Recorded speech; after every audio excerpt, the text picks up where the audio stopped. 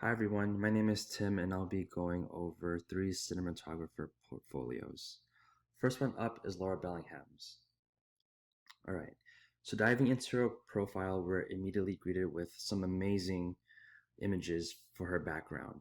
Now they take up the entire screen, which I really like. It's not distracting, you just really see her work up close and personal.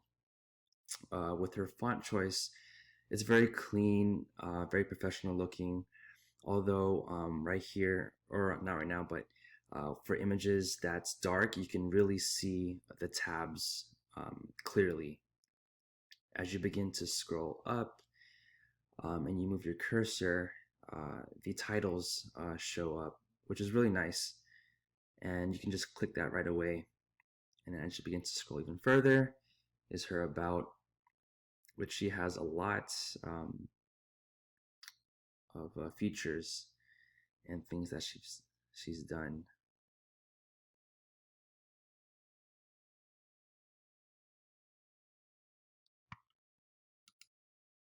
Okay, so the mobile version feels a lot more fluid when scrolling down the page, but there was a ton of video content on a single page. It wasn't cluttered or anything like that, but it did take me several scrolls to reach the bottom of that page. If it was my page, I would take a handful of my best projects and then just showcase them right there. Both the website and mobile version are easily accessible. The layouts for both versions are straightforward with no hidden tabs or info, so it's pretty much straight to the point. Second up is Paul Barton's portfolio. Uh, so far, it has a very minimal and clean layout, nothing distracting. Everything's organized, very presentable. As you look at the font, it looks very clean. It has a logo, or he has a logo right there. Although the tabs right here are very small in size font, it's really hard to read, so I have to like lean in order to see it. I like how he has his social media already linked up. So once you click that, it'll take you straight to Twitter. Same with Instagram. As you scroll up, his images get smaller. Then it shows his show reels. So click that one, it'll take you to that page, film that page as well. Same with photography. Very accessible. Nothing distracting, easy to navigate. Then once you click on his bio, let's see, um, it sort of gets cut off, so you have to scroll up and go through his details. I think that works for everything or every tab too. Once you click that, it's cut off right there at the bottom, which isn't a big deal, but something to watch out for. Everything works really well, very easy to navigate. Uh, all the image are all the images are laid out.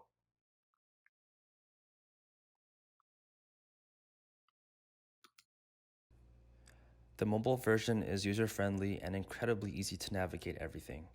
There's a slight moment of confusion with the titles though. Usually, when I see a title, I immediately assume whatever is below the title is the category represented.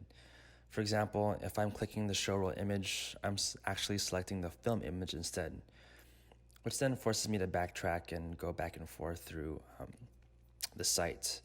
The mobile layout isn't as well represented than a desktop version. And lastly is Brendan Barnes. So starting off with the layout, you see all the tabs presented. Very easy to read because of the size, and I like this style of font. Looks very futuristic. His logo, although looks very recognizable from a popular movie, um, so that may confuse people and assume that he's worked on that particular film. Then, as you begin to scroll up, he has a ton of content um, that will take several scrolls to get through. Every image has a title and the year it was published, so that's a really nice touch of information. Commercials, movies, documentaries, We're still scrolling, and then at the very bottom he has social media links. So for Behance, Instagram, I believe that is Venmo, and an IMDb account. This is a nice touch right here for the back to top.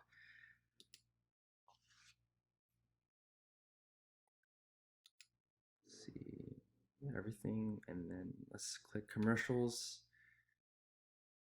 This just makes it easier than scrolling through all the content on the main page. This just categorizes everything. Still a bit of content though, of course. And then with the narrative, same thing. And then let's go here. Then the house on Soul Street that he's worked on. Yep. The mobile version feels very similar to the desktop version in terms of layout. I keep having to scroll several times, which can get really tedious on the mobile version.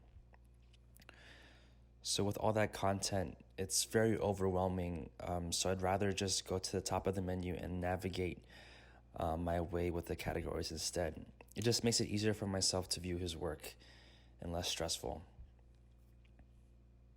So out of the three cinematographer portfolios, I'm going with Laura Bellingham's.